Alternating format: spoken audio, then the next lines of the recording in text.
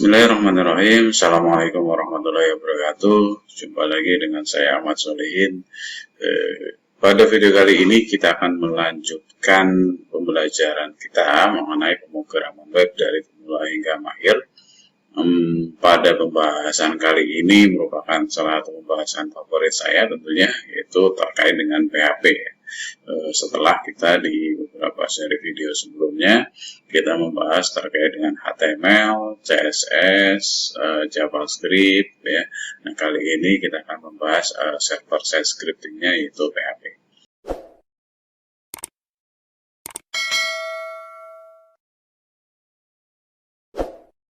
Baik, mari kita akan kenalan dulu dengan PHP ya.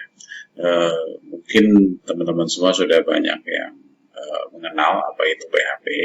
Ya, PHP ini merupakan singkatan rekursif dari PHP Hypertext Preprocessor yang pertama kali dicetuskan atau dirancang oleh si Rasul Sedov ya pada tahun 94. Ya, ini luar biasa sekali perkembangannya. 94 dibuat ya, kemudian sekarang itu sudah menjadi ya salah satu bahasa pemrograman yang populer ya.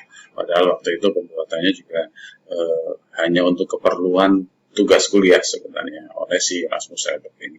Ya, nah beberapa poin penting dari pemrograman PHP ini yaitu antara lain ya, setiap perintah itu diakhiri dengan titik koma, kemudian dia sifatnya case sensitif ya, untuk yang identifier atau variabel yang dibuat oleh user, dan tapi tidak akan sensitif untuk yang di variabel atau identifier yang dibuat oleh si PHP ya.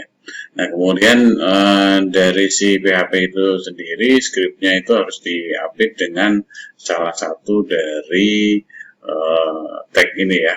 Yang pertama adalah kurang dari tanda tanya, kemudian diakhiri dengan tanda tanya lebih dari, kemudian ada yang kurang, ada tanda tulisan PHP-nya di sana. Kalau di sini ada script language PHP dan ada yang model tanda persen seperti itu. Nah, yang recommended adalah yang kedua ya. Jadi yang recommended yang kedua ini yang secara default settingannya itu support. Jadi kalau misalnya teman-teman menginstal versi PHP yang terkini gitu, rata-rata supportnya adalah yang kedua. Yang lain itu harus ada settingan tertentu yang harus kita atur ya. Nah, dan saya lebih suka itu karena lebih jelas ya, karena ada tulisan PHP-nya dan seterusnya ya. Nah, hello world ya. Nah, sebelum kita bahas mungkin nanti kita coba codingnya ya, hello world-nya ya sederhana ya, ini menampilkan tulisan hello world.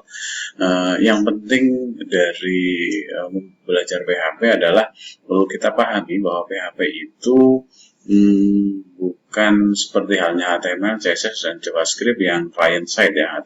PHP ini sudah sifatnya server side, sehingga cara mencobanya itu juga tidak sama ya dengan mencoba program HTML, CSS, JavaScript ya. Nah, PHP membutuhkan interpreter PHP ya, yang harus sudah terinstal di komputer teman-teman semua.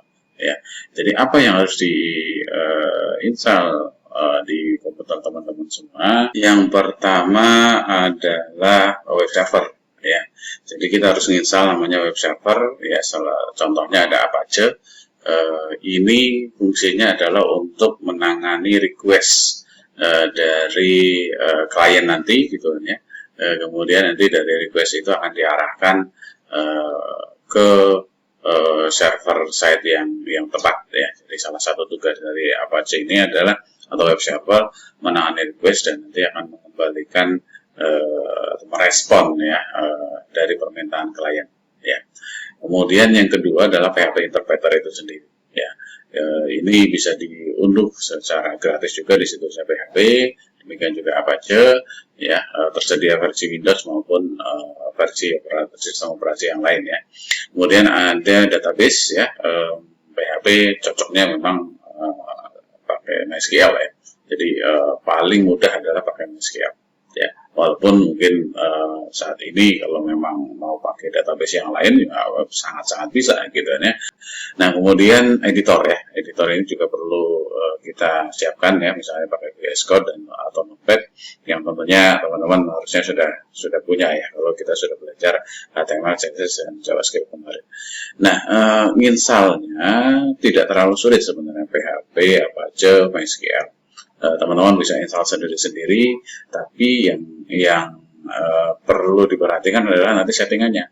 Ya, si Apache atau web server harus bisa dihubungkan dengan PHP. Demikian juga PHP nanti harus bisa dihubungkan dengan database. Artinya bisa saling ngobrol atau bisa saling berkomunikasi di antara ketiga software ini. Ya. Nah, kalau yang nggak mau repot, gitu ya, itu bisa alternatifnya adalah kita bisa install satu software yang namanya XAMPP atau SAM. Ya. Nah, SAM ini sebenarnya bukan web server. Ya, SAM ini adalah packaging software ya, yang membundling, mempackage gitu ya. Tiga diantaranya apa aja, PHP, SQL. Ya. Selain itu juga ada software yang lain, yaitu Core dan beberapa software dukungan yang lainnya. Ya, ini juga gratis dan secara install juga mudah. Teman-teman tinggal unduh di apachefriends.org, kemudian nanti tinggal next ya sampai ke finish. Normalnya jalan, ya, normalnya akan berjalan dengan baik.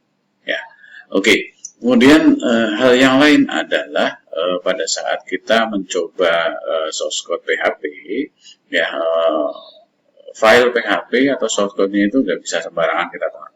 Ya, harus ditaruh di tempat yang namanya dokumen root, ya, sering disebut sebagai dokumen root ya, atau root dokumen. Ya. Nah, itu letaknya tertentu dan itu diatur di servernya atau di Apache-nya. Kalau teman-teman pakai Apache-nya itu pakai XAMPP di Windows, itu secara default itu berada di misalnya di C ya. Ini cari folder Apache, kemudian ada folder htdocs di sana. Ya, itu taruh di situ. Bikin folder boleh nggak? Boleh sekali. Ya. Nanti pada saat demo atau live coding kita akan coba tunjukkan hal tersebut ya. Baik, kita lanjutkan ya. Berikutnya adalah PHP Learning Path ya. Jadi kalau mau belajar PHP, apa yang harus dipelajari? Sebenarnya sama seperti kita belajar pemrograman yang lain ya. Belajar PHP itu ya dimulai dari awal ya, hello world, kemudian kita belajar variabel, kita belajar tipe data, kita belajar operator, kita belajar struktur kondisi, if dan else ya, kemudian perulangan tentu gitu ya. Setelah itu juga biasanya setiap pemrograman ada namanya array, kadang juga ada tipe data yang lain yang mirip array seperti list, struct dan sebagainya ya. Kalau di PHP kebetulan array saja ya. Kemudian ada fungsi, itu juga harus kita bagaimana bikin fungsi sendiri ya. Kemudian penanganan string, penanganan tanggal ya. Lalu ada session and cookies, itu juga wajib untuk kita bisa kuasai ya. Kemudian ada file and directory, nanti bagaimana object oriented di PHP, membuat kelas, membuat pengisian atribut, ya, penurunan kelas gitu ya. Itu mungkin perlu kita pelajari juga. Kita juga perlu belajar database-nya, misalnya MySQL, dan juga termasuk juga koneksi antara PHP dengan MySQL. Ya, lalu kita studi kasus. Ya. Studi kasus minimal apa ya? Untuk PHP fundamental atau PHP dasar, ya kita minimal kita bisa membuat CRUD ya, create, read, update dan delete, atau proses select, insert, update dan delete yang berkaitan dengan data di database. Ya, pada saat itu sudah dikuasai, nanti baru kita bisa tingkatkan skill kita dengan banyak latihan, misalnya membuat satu aplikasi yang utuh gitu ya, database kepegawaian atau mungkin database nilai mahasiswa dan sebagainya. Jadi ke arah sana kita belajarnya learning path dari PHP ini dari mulai basic. Bagaimana Pak dengan framework segala macam? Ya setelah ini, ya setelah basicnya atau fundamentalnya dikuasai, baru kita bicara framework. Ya, mungkin ada beberapa teman-teman yang langsung ke framework gitu ya, berdasarkan mungkin pengalaman ketemu dengan beberapa orang yang mengikuti pola seperti itu, biasanya dia akan lemah di sisi basicnya. Ya, framework hanya sekedar mengikuti tutorial, mengikuti tutorial mungkin yang ada atau video yang dia bisa dia tonton ya pada saat dikasih case. Yang lain agak kebingungan karena nggak ngerti basicnya. Ya, masa framework udah bisa bikin tapi perulangan nggak ngerti, itu kan rada aneh. Ya. Jadi saran saya adalah belajarlah dari basic dulu, fundamental dulu, baru nanti kita bicara yang framework. Baik, kita akan ulas sedikit terkait dengan beberapa konsep dasar ya dari PHP ya, seperti variabel. Saya kira variabel juga sama dengan pemrograman yang lain ya. Tapi yang spesial di PHP adalah setiap variabel, nama variabel itu diawali dengan tanda dolar. Ya, tanda dolar, kemudian sepanjangnya itu tidak terbatas. Setelah tanda dolar itu boleh berupa huruf, jadi harus berupa huruf atau underscore. Ya, selain itu tidak boleh. Ya. Kemudian bersifat case sensitif, ya, artinya besar dan kecil dibedakan, tidak perlu deklarasi. Nah, ini enaknya di PHP adalah kita nggak perlu mendeklarasikan variabel, ya, jadi langsung dipakai saja. Ini sama seperti pemrograman yang modern lainnya seperti Python, itu juga tidak perlu ada deklarasi. Ya, tidak boleh mengandung spasi pasti. Kemudian ada variabel yang spesial namanya konstanta, itu juga merupakan bagian dari variabel, tapi nilainya tidak bisa diubah setelah inisiasi ya. Nah, di PHP untuk konstanta itu kita bisa menggunakan fungsi define ya. Kemudian tipe data ya, tipe data itu juga banyak di PHP, ada boolean, integer, float, string dan sebagainya. Namun programmer itu pada dasarnya tidak perlu mendefinisikan tipe data karena tadi ya tidak perlu deklarasi variabel, maka tipe datanya nggak perlu disebut. Nah, bagaimana implementasi tipe datanya akan mengikuti value atau nilai dari variabel tersebut. Ya, pada saat nilainya itu berupa string, maka nanti tipenya adalah string. Pada saat value-nya itu berupa integer, maka nanti tipe data variabel itu adalah integer. Jadi bisa berubah-ubah, Pak? Iya. Ya. Jadi tipe data bisa berubah-ubah untuk sebuah variabel. Nah, itu fleksibilitas di PHP. Gitu. Nah, kemudian setelah kita tahu variabel, mungkin kita bisa belajar operator ya, operator arithmetic, penugasan, bitwise, perbandingan, logika, string dan sebagainya ya. Nah, ini pada dasarnya juga sama ya. Ini sesuatu yang kalau teman-teman belajar dasar-dasar dari algoritma atau programming ya, dimanapun programming apapun itu ya sama. Ya, operator aritmetik ada tambah, kurang, kali, bagi. Biasanya ada operator perbandingan, sama dengan, tidak sama dengan. Ya. Walaupun ada pemrograman yang sifatnya spesial, misalnya di PHP ada operator sama dengan 3 kali, namanya identik. Ya.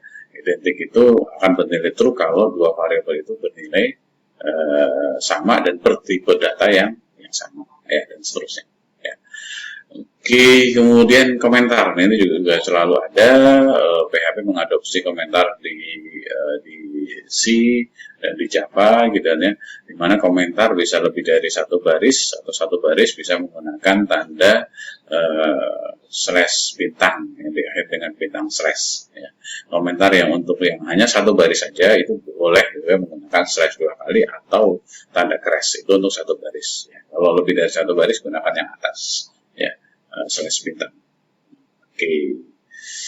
Baik, contoh programnya nanti ya sekalian ya. Jadi live codingnya kita sekalian nanti membahas mungkin mudah-mudahan tercover semua apa yang konseptual kita bahas di video ini ya.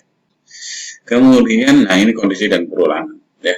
Kondisi dan perulangan juga pada dasarnya sama ya. Digunakan untuk menyeleksi satu kondisi yang akan dijalankan atau tidak. Ini wajib akan Anda ketahui, wajib teman-teman ketahui ya. Pada saat kita ingin menguasai pemrograman tertentu, bagaimana if then else ya, bagaimana kondisi ada bentuknya seperti apa, formatnya seperti apa dan seterusnya. Ya. Oke, contohnya misalnya dalam proses login di email, jika username dan password yang dimasukkan benar, maka dapat melihat inbox. Itu kan pasti membutuhkan if then else. Jika salah, maka mungkin ada peringatan dan seterusnya. Ya, itu contohnya.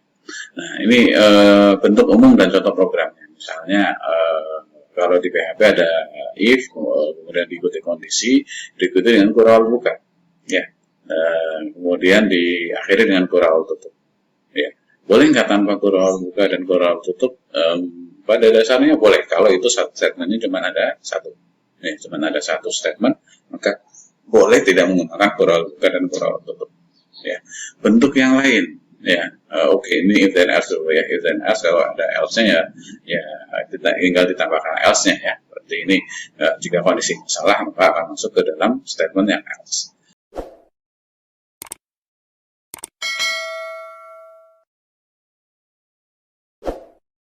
Ya, bentuk yang lain ya, di PHP juga mengenal namanya bentuk khusus ya, tanda tanya. Jadi di sini kalau misalnya ya, contohnya di situ dolar warna sama dengan nilai lebih besar sama dengan 65. Jadi kalau ini bernilai true, nanti dolar warna akan berisi dengan blue. Sedangkan dolar warna akan berisi dengan red kalau dolar nilai itu kurang dari 65 atau bernilai false ya. Jadi ada bentuk khusus yang seperti ini untuk mempersingkat penulisan if then else ya, tapi hanya untuk beberapa kasus yang memang sederhana ya, nggak bisa yang kompleks ya. Lalu ada bentuk yang lain pakai and if. Nah, ini saya pribadi jarang memakai, tapi ada beberapa programmer yang suka menggunakan ini ya. If diikuti dengan titik dua, ini diikuti dengan dua, diakhiri dengan and if. Ya, jadi akhirnya dengan and if, di antara titik 2 dengan and if itu adalah statement ya. Demikian juga kalau else ya, nanti ada else ya, ada else atau else if ya, itu boleh disisipkan di situ ya. Sama setelah else juga ada titik 2 ya. Oke. Jadi itu bentuk khusus ya dari atau yang spesial di PHP ya, yang mungkin di pemrograman yang lain tidak ada. Ada switch case ya, switch case itu juga sama ya, seperti di pemrograman yang lainnya. Ini biasanya untuk menyeleksi satu isi dari variabel, kemudian case-nya banyak ya, case 1, 2, 3 dan seterusnya. Nanti mungkin ada berapa case gitu ya, nanti mungkin diakhiri dengan default ya dan seterusnya. Ini ya sama aja dengan if then else ya, hanya memang mungkin case-nya banyak dan case-nya mungkin ada teratur ya di situ gitu ya, memeriksa nilainya ya dan seterusnya. Berikutnya adalah perulangan ya, ini juga sama ya, ini harus tahu ya, perulangan itu adalah fungsinya untuk mengulang satu proses tertentu berkali-kali gitu ya, dengan penulisan yang minimal yang sekaligus ya. Jadi ada proses yang sama yang berulang ya. Contohnya jika akan menampilkan bilangan 1 sampai 100, kan nggak mungkin kita tampilkan print 1, print 2, print 3, print 4 sampai print 100 ya. Ya bisa, tapi itu tidak efektif. Tentu akan lebih efektif dengan menggunakan perulangan. Bagaimana bentuknya? Kita bisa mengenal perulangan for ya, pasti ada di pemrograman, setiap pemrograman ya, for awalnya bagaimana, akhirnya bagaimana, dan nanti pertambahannya bagaimana. Jadi komponennya pasti itu ya.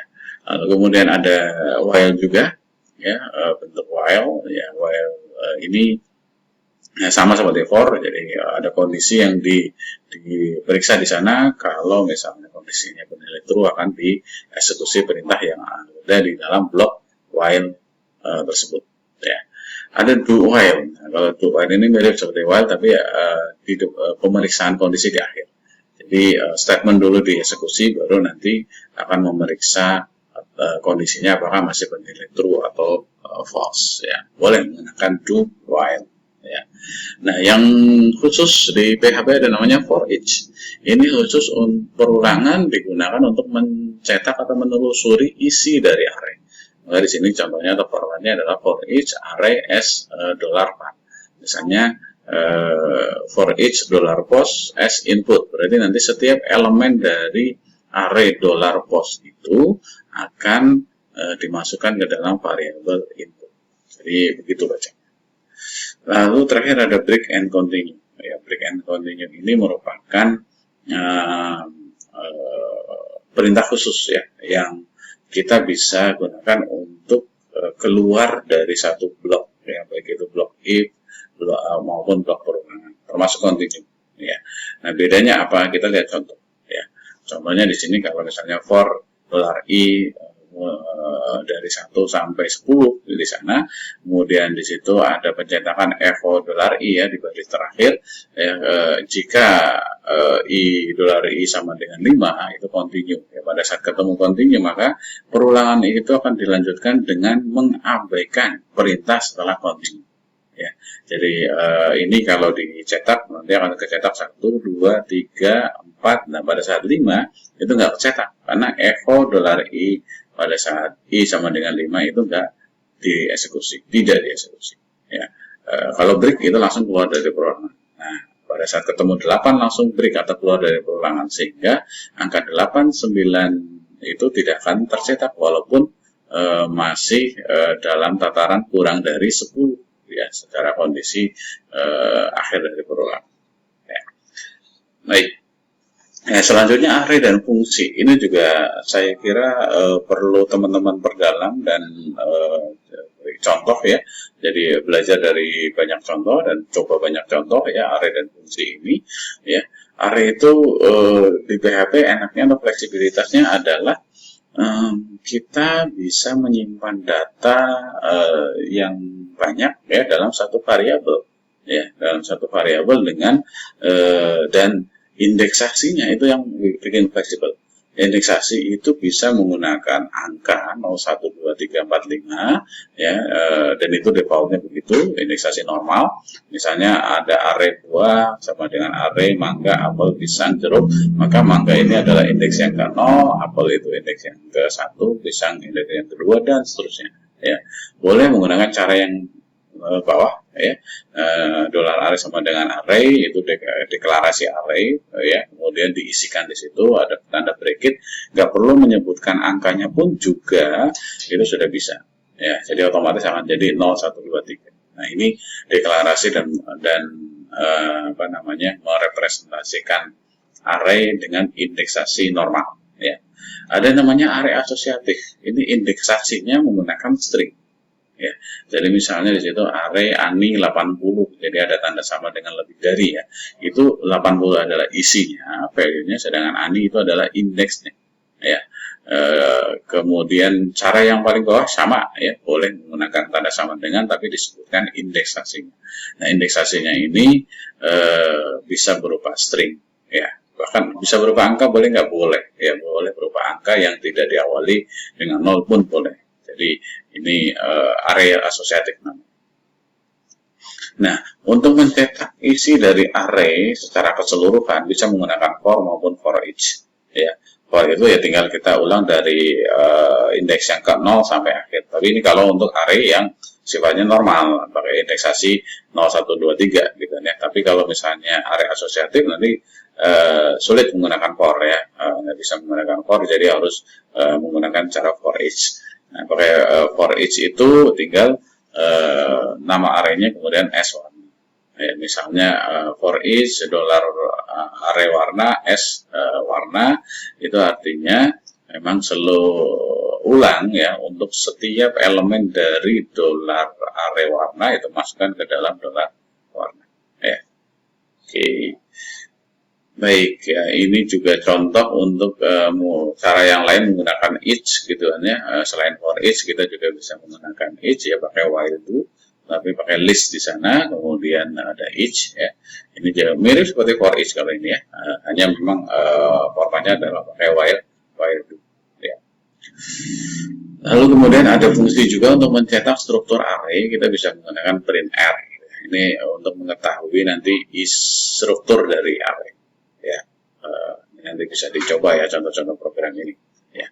Kemudian berikutnya adalah fungsi yang terkait dengan array, itu banyak sekali ya. Ini sebagian kecil ya dari kumpulan, saya lihat mungkin ada sekitar puluhan ya, hampir 100 gitu ya, fungsi yang berhubungan dengan array. Ada fungsi pengurutan misalnya AR sort, A sort, K sort ya. Shuffle itu untuk mengacak dan sebagainya ya. Jadi ini fungsi-fungsi pengurutan yang masing-masing punya spesifikasi atau kebutuhan sendiri-sendiri ya.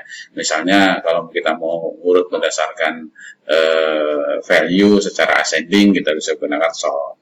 Kalau mau secara descending, kita bisa menggunakan R sort dan seterusnya ya. Jadi fungsinya sendiri-sendiri ya. Oke, kemudian ini contohnya gitu kan ya, penggunaan dari fungsi sort ya, kemudian r sort ya. Jadi kita nggak perlu membuat fungsi sendiri, cukup memanggil fungsi yang sudah ada terkait dengan pengurutan itu ya. Nah, kemudian berikutnya adalah fungsi. Nah, selain kita memanfaatkan fungsi yang ada, kita juga bisa membuat fungsi sendiri di PHP.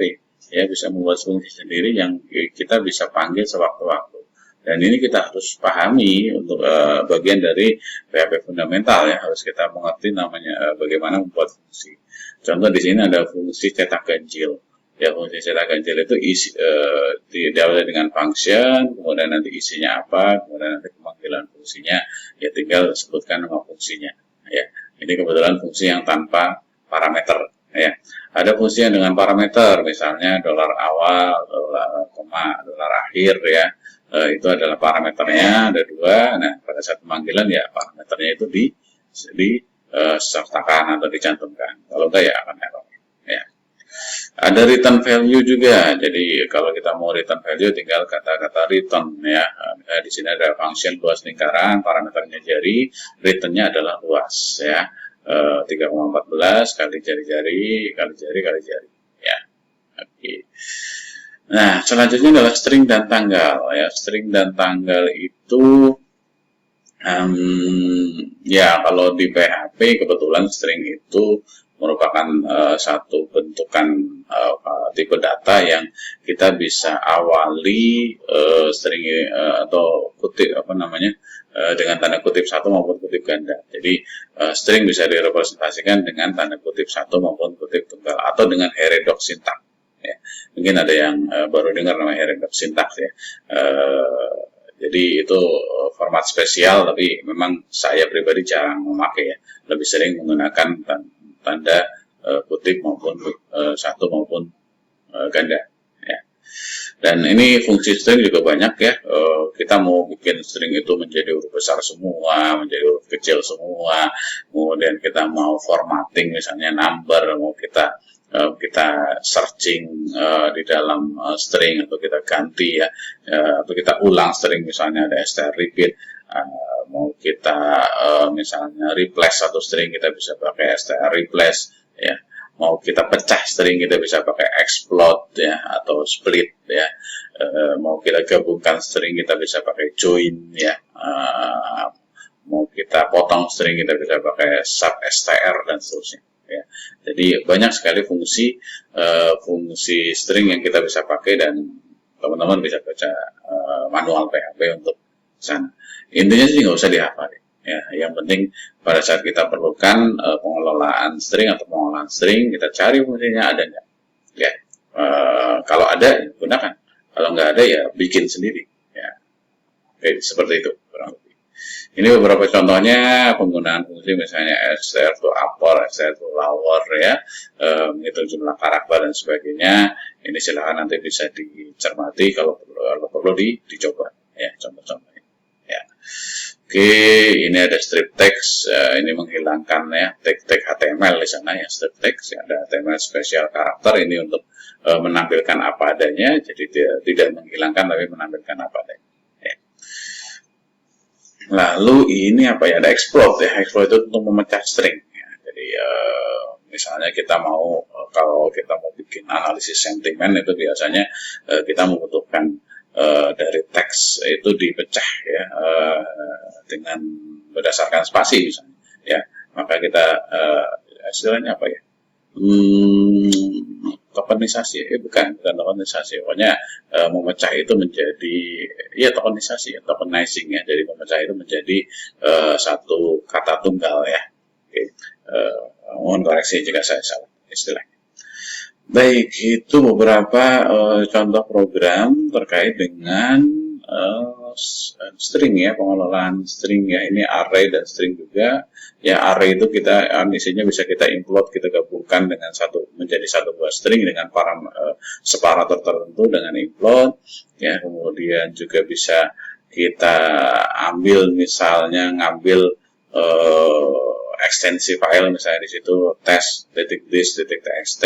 Kalau kita hanya mengambil txt aja, kita bisa pakai strchr ya, dari file itu, kemudian kita ambil hanya txt-nya saja ya, dan seterusnya ya. Lalu hal yang penting lagi adalah kita perlu belajar bagaimana pengelolaan tanggal dan waktu, karena pada beberapa kasus kita memerlukan mengambil tanggal dan jam sistem ya. Pada dasarnya fungsinya cuma ada satu, yaitu menggunakan fungsi date ya. Fungsi date itu parameternya yang banyak. Ada DU itu kalau kita mau ngambil misalnya tanggal dengan 2 digit, ada D besar kalau mau mengambil nama hari dan sebagainya. Ya, kalau mau bulan itu misalnya ada M, ya M kecil maupun M besar. Ya, kalau mau tahun itu ada Y, ya, dan berbagai parameter yang lain, termasuk waktu, misalnya H itu untuk jam, I itu untuk menit, S itu untuk detik, ya. Oke, nanti kita mungkin coba dicontoh ya, tadi live coding. Ini beberapa contohnya, menampilkan atau mengambil tanggal sistem ya. Nah, ini tentu kalau dieksekusi akan sesuai dengan tanggal kita hari ini ya, tanggal berapa ya. Oke, ini contoh mengkonversi dari hari atau hari dalam bahasa Inggris menjadi bahasa Indonesia.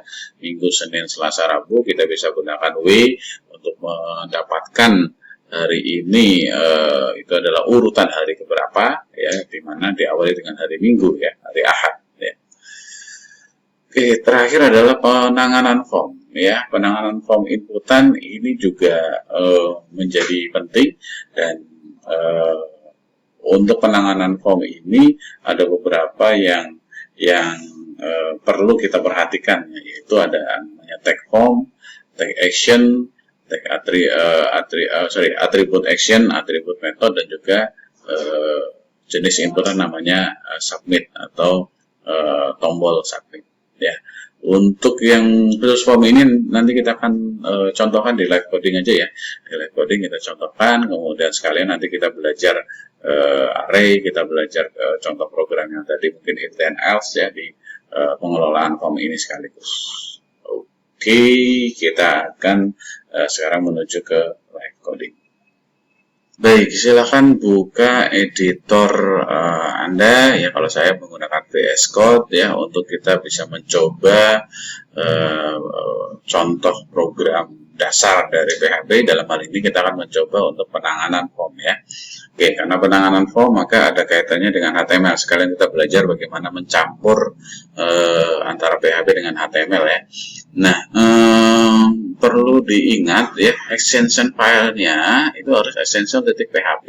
Jadi silakan create atau buat file extension.php, kemudian taruh nama filenya atau filenya itu disimpan di dokumen root. Sekali lagi ya, di dokumen root. Kalau misalnya teman-teman coba dengan XAMPP dengan settingan dasar, itu adanya di folder XAMPP/htdocs ya.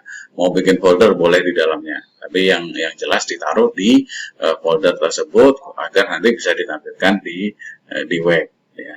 Oke, agar bisa dipanggil oleh browser ya. Baik, kita akan bikin formnya dari sini. Saya akan bikin formnya ini pakai gaya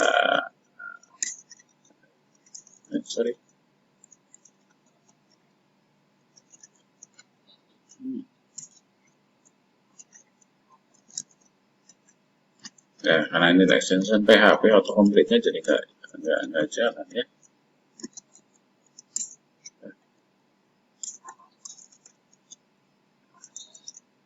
Nah. Oke, nggak apa-apa. Kita agak manual sedikit.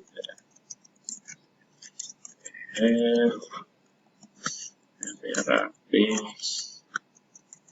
Nah, meta. Oke, kemudian title dengan form dengan PHP.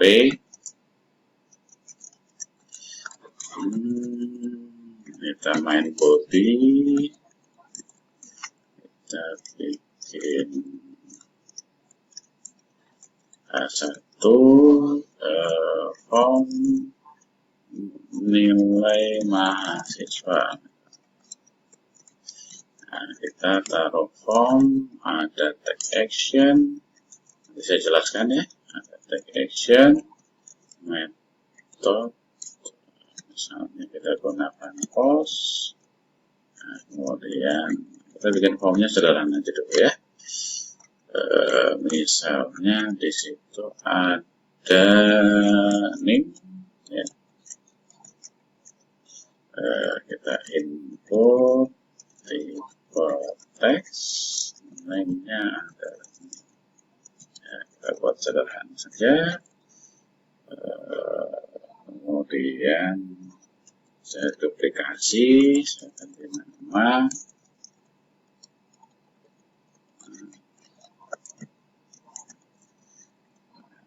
Saya duplikasi nilai tipenya kita pakai number ya, karena dia akan berupa angka kan, nilai. Kemudian ini saya tambahkan ini biar pindah baris ya. Ini pakai cara manual saja, saya belum di sini nggak usah pakai CSS. Nanti kalau mau pakai CSS nanti mungkin di contoh yang lain ya. Biar ini simple aja, kita biar terlalu ribet ya. Input tipe submit, ini untuk kita bikin tombolnya. Name-nya adalah kirim, value-nya adalah simpan ya, misalnya ya. Oke, kemudian tutup ya. Lalu kita coba ya, kita coba di browsernya, kita buka browser. Nah, kalau teman-teman menggunakan ini SAM-nya sudah terinstall di komputernya masing-masing, kita bisa uji, kita bisa cek dengan data localhost ya. Harusnya ada muncul sesuatu ya, saya modifikasi kebetulan ya, jadi muncul yang penting muncul sesuatu, bukan error ya. Kalau error itu berarti harus dipastikan lagi XAMPP-nya atau Apache-nya berjalan dengan baik. Kemudian kalau teman-teman menaruh file yang tadi itu langsung di htdocs, kita bisa langsung tuliskan nama filenya slash, misalnya tadi kan form demo.php. Nah, kalau seperti ini berarti kita salah taruh ya, atau path-nya salah ya. Kalau saya kenapa ini error, karena memang saya taruhnya bukan di folder localhost langsung, bukan di htdocs langsung bedanya, tapi saya taruhnya ada di folder, ada pweb mahir ya. Nah, harusnya muncul ya, muncul di sini form nilai mahasiswa, name, nama, nilai ya. Pada saat ini kita submit ya, belum muncul apa-apa. Nah, oke, kita akan bikin prosesnya agar pada saat submit akan menampilkan data name, nama, dan nilai ya di layar ya. Oke, kita balik ke sini ya. Nah, ada hal yang penting dari form ini. Yang pertama adalah action ya. Nah, action ini atribut yang menentukan di mana kita memproses formulir ini ya. Kalau kita kosongkan, maka asumsinya adalah diproses di halaman yang sama. Jadi pada saat ini disubmit, nanti akan menuju ke halaman yang sama untuk memproses data ini. Pemrosesannya nanti kita bisa menggunakan PHP. Kemudian metodenya, nah ini akan menentukan nanti metode pengiriman datanya seperti apa. Ada 3 sebenarnya metode pengiriman data yang kita bisa atur ya. Pertama adalah 2 yang utama, yaitu post dan juga get ya. Nah, post dan get itu berbeda ya. Kalau post itu biasanya pengiriman datanya berada di belakang browser, belakang layar, tapi kalau get itu kan kelihatan di URL ya.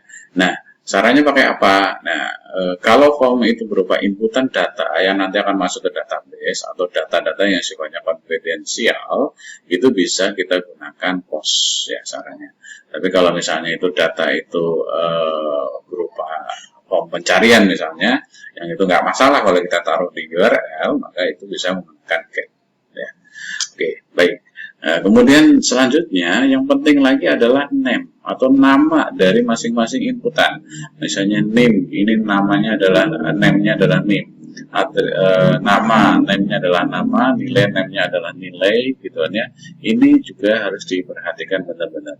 Termasuk juga tombol submit. Input tipe submit, name-nya adalah kirim.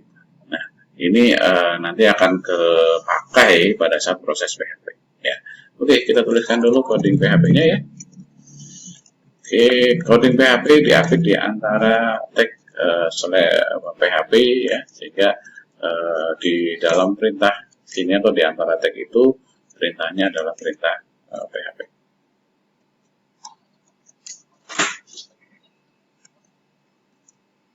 Nah, oke, nanti saya jelaskan, kita buat dulu codingnya.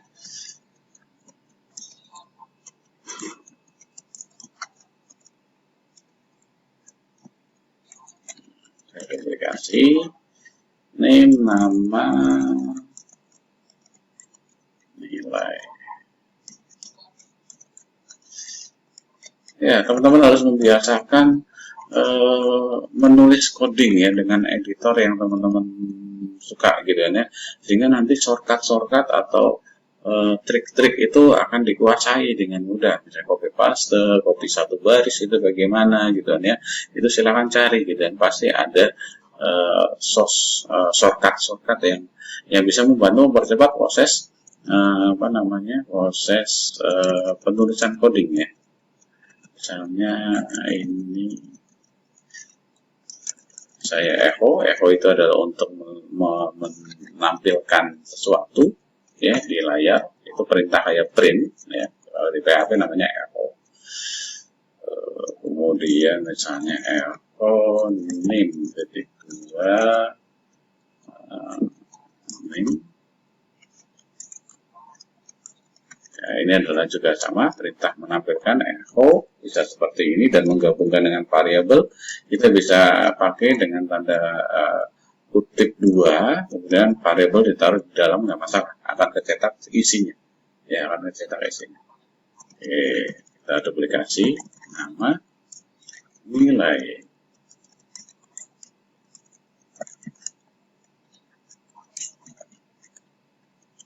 Oke, baik, kita simpan, kemudian kita coba dulu sebelum saya jelaskan. Kita coba, ini saya refresh.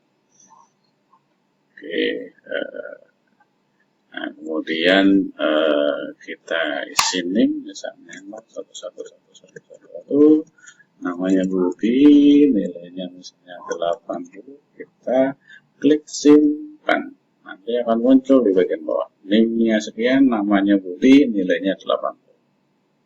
Ya, sudah tampil dengan baik ya. Oke, kita jelaskan sedikit ya. Nah, yang pertama kita harus pastikan ya, dalam proses penanganan form yang pertama adalah kita ngecek, kita menggunakan if then else nih. Kita ngecek apakah tombol simpannya itu diklik atau tidak. Caranya adalah dengan memastikan bahwa variabel $post kirim, post ini ngaruhnya dari mana? Dari metodenya. Kalau metodenya get, maka ini ganti dengan get. Semua post ini ganti dengan get. Ya, dengan huruf besar tentu. Ya, kemudian kirim. Kirim ini adalah name dari tombolnya. Jadi if is set $post kirim ini kurang lebih memastikan bahwa kita memencet tombol submit ya, atau tombol kirim. Kalau misalnya belum memencet itu ya nggak usah diproses. Kan begitu logikanya. Ya. Kemudian yang berikutnya, kalau kita mau mengambil nilai dari apa yang dituliskan di form inputan, itu pada dasarnya kita menggunakan $post, kemudian nama dari inputannya. Misalnya kita mau mengambil name, maka $_post name. Ya, ini berarti akan mengambil inputan name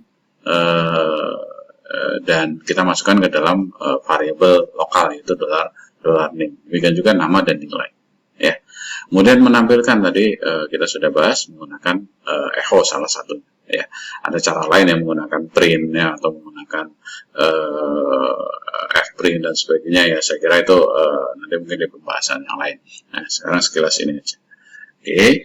Nah, kemudian kita modifikasi sedikit. Misalnya saya mau tadi kita bahas terkait dengan kita membuat fungsi, misalnya katakanlah fungsi apa ya, ya kita buat si nilai itu apakah nanti kelulusannya ya lulus atau tidak gitu ya. Oke,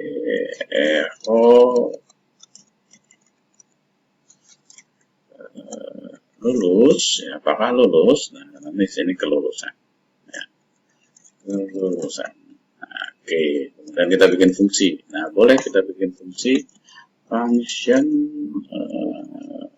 get lulus dari parameter dolar nilai. Ya. Oke. Nah, kemudian dari nilai itu if nilai lebih besar sama dengan 60 misalnya, maka kita langsung return misalnya lulus, else-nya return gagal. Oke, ya sederhana seperti ini ya. Jadi ada parameternya, kemudian di sini ada functionnya, kemudian di sini ada returnnya, ada if and else-nya juga ya. Jadi saya kira sudah cukup jelas di sana. Ya. Kemudian kita coba panggil, kita buat variabel kelulusan, kemudian get lulus nilai. Oke, ya, kita simpan, kemudian kita coba apakah berjalan dengan baik atau tidak. Ya, nah, kita refresh, name-nya 01 misalnya namanya Budi. Kemudian ini belum ada validasi ya. Validasi kita bahas pakai JavaScript kemarin ya. Silakan bisa disimak video yang sebelumnya terkait dengan validasi. Kita simpan. Nah, kita lihat. Oke, ternyata sudah muncul di sana name, nama, nilai, dan ini kelulusannya adalah lulus karena kita entry-nya adalah 80 tadi. Ya, pada saat di entry-nya tidak 80, misalnya di entry-nya adalah 50, maka di sini kita simpan akan tulisan gagal. Ya. Oke, saya kira itu contoh program sederhana ya. Ini array-nya mana Pak? Array-nya misalnya ini ya, ini dollar post ini array juga nih ya, array asosiatif. Ya. Fungsinya sudah, untuk tanggal oke lah ya, kita coba ya menampilkan tanggal misalnya di bawah sini kita tampil echo date ya. Nah, DMY ya, ini berarti tanggal, kemudian sekalian jamnya HIS. Nah, udah sesederhana itu ya kalau kita mau menampilkan tanggal di dalam PHP. Nah, ada yang muncul nih tanggal 8 bulan 4 2022 ini wah jam 5. Oh, ini 15 ini detik jam 5 ya. Oh, salah kali ya.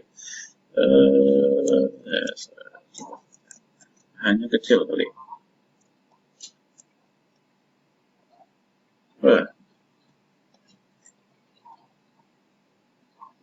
Oke. Mungkin ini saya yang salah adalah settingan time zone kali ya, time zone di PHP-nya. Tapi nggak masalah, ini harusnya ini jam ya. Ini jam. Baik, saya kira itu mudah-mudahan bermanfaat. Oh ya, di video selanjutnya kita masih belajar PHP, tapi mungkin nanti kita akan coba masuk ke dalam database. Video ini merupakan video yang sangat baru kulit ya, artinya mau belajar PHP lebih lanjut ya, itu bisa nanti download buku saya ya, di ahmadtim.net. Kemudian di situ pembahasan yang tadi kita bahas ada contoh lebih detailnya ya, dan penjelasannya juga ada di sana ya. Silakan bisa coba seluruh contoh yang ada di buku itu, insya Allah teman-teman akan cukup menguasai basic atau dasar-dasar dari PHP. Oke, semoga bermanfaat. Sampai ketemu lagi di video selanjutnya. Assalamualaikum warahmatullahi wabarakatuh.